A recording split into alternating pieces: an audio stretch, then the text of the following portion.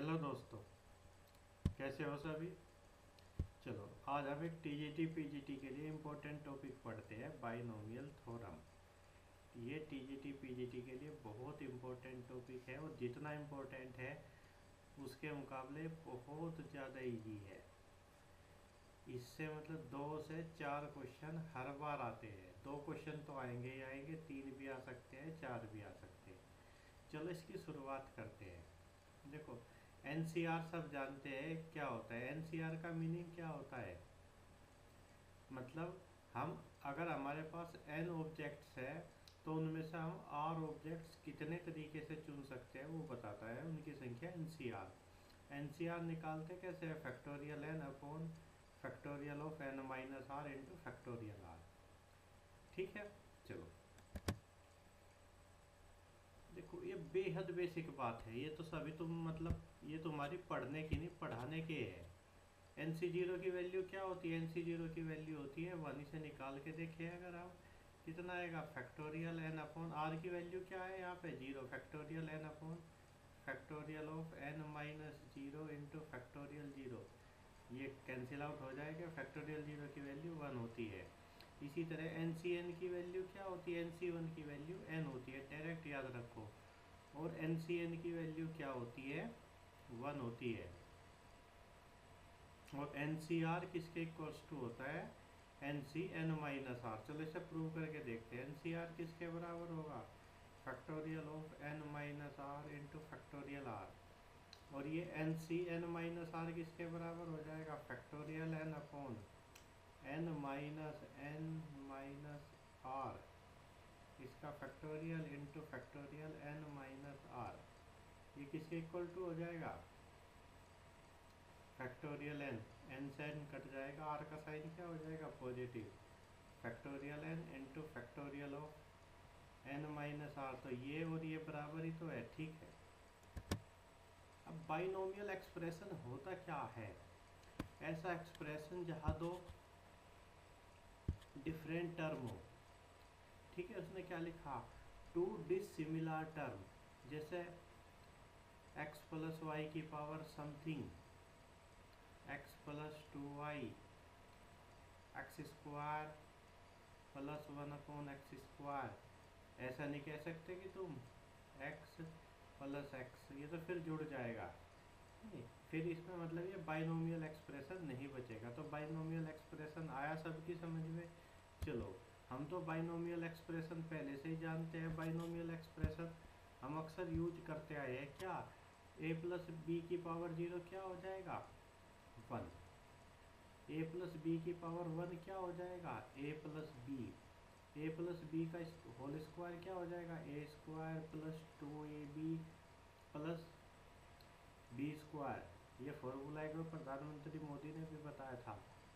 क्या, A plus B की cube क्या हो जाएगी, A cube plus 3 A square B plus 3ab square plus B cube. इसी तरह इसको लिखा जा सकता है। ये क्या, ये सब बाइनोमियल एक्सप्रेशन ही तो है जिन्हें हम डायरेक्ट यूज करते आए हैं। अब बाइनोमियल एक्सप्रेशन मतलब हम लिखते कैसे हैं, उसके लिए हमारे पास क्या तरीका होता है, वो है पास्कल ट्रायंगल। जैसे हमें लिखना है a प्लस बी की पावर 0 का एक्सप्रेशन, तो वो कितना हो जाएगा, 1।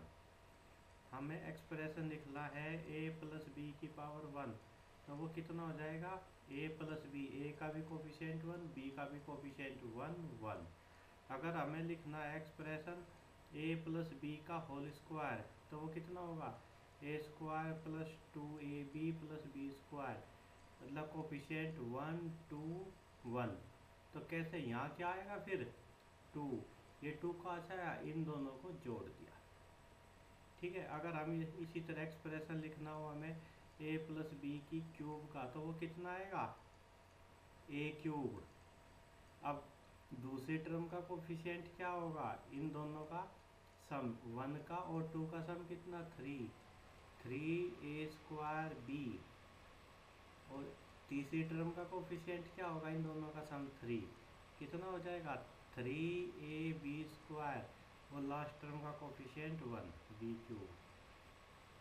इसी तरह जो तुमने पीछे छोड़ दिया था a प्लस बी की पावर 4, इसके कोफिशिएंट कैसे आएंगे, a की पावर 4 1, इन दोनों का सम 4, तो दूसरी टर्म का कोफिशिएंट कितना आएगा 4a³ b, इन दोनों का सम कितना आएगा 6, तो अगली टर्म का कोफिशिएंट क्या होगा 6a² b² कोफिशिएंट 6, इन दोनों का सम कितना होगा अब 4 plus 4ab³ plus last term का कोफिशिएंट 1। ठीक है, तो इसे मतलब आगे बढ़ाते जाएंगे हम, किसी भी पावर के लिए एक्सपेंशन को लिख सकते हैं। जैसे तुम्हें ये लिखना, ये मैं पीछे लिख के दिखा दिया 4 पावर का। अगर तुम्हें लिखना पड़ जाए 5 पावर के लिए, तो 5 पावर के लिए कैसे करोगे, a प्लस बी की पावर 5, इसके लिए कैसे करोगे, क्या आएगा कोफिशिएंट, पहला कोफिशिएंट आएगा 1, फिर इन दोनों का सम 5, फिर इन दोनों का सम 10, फिर इन दोनों का सम 10, फिर इन दोनों का सम 5, और लास्ट में क्या आएगा 1।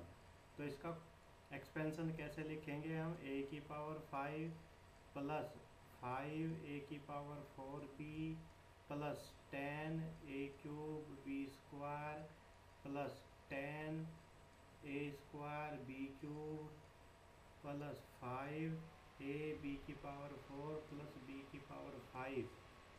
तो ये तो बड़ा आसान काम है, पर अगर तुम्हें एक्सप्रेशन लिखना पड़ जाए a प्लस बी की पावर 27, तो एक बहुत बड़ा पेज चाहिएगा पास्कल ट्रायंगल बनाने के लिए। इसलिए क्या होना चाहिए, हमारे पास कोई फॉर्मूला होना चाहिए। तो अब बात आती है बाइनोमियल एक्सप्रेशन की।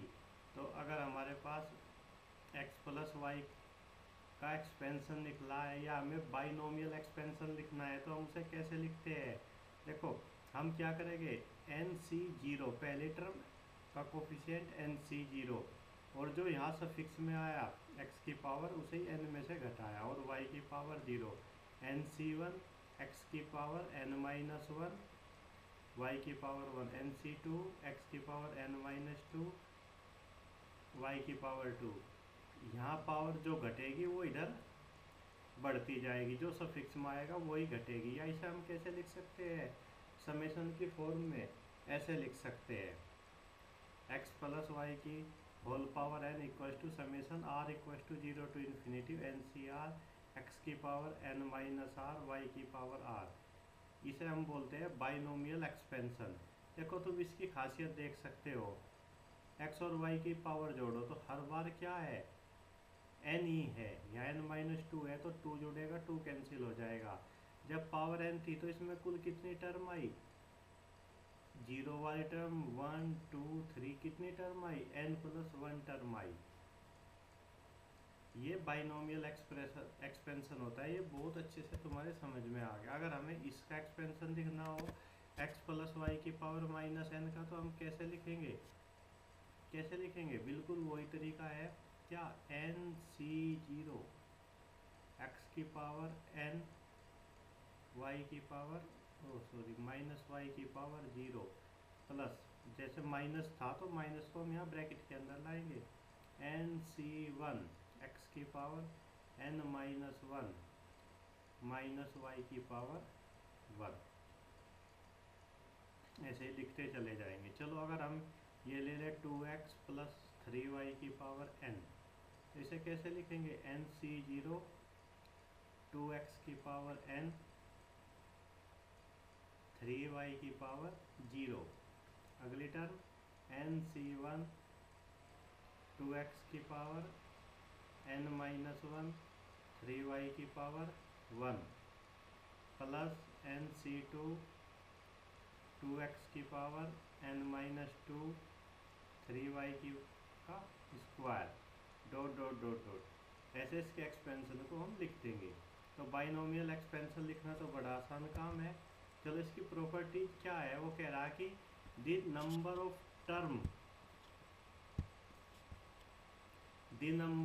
Term in the expansion is n+1, वो तो हमने अभी देख लिया। वो कह रहा कि sum of indices of x and y in each term is n, ये भी हमने पहले ही देख लिया।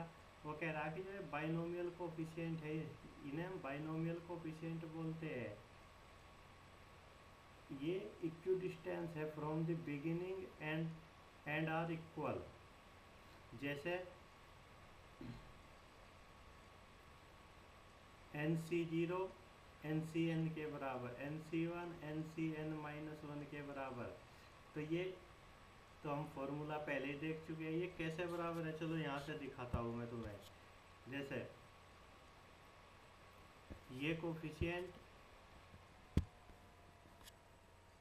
कोफिशिएंट लास्ट वाले के बराबर होगा, ये कोफिशिएंट इसके इक्वल होगा।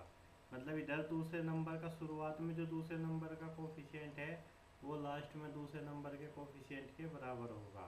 तो ये क्या है, ये है प्रॉपर्टीज।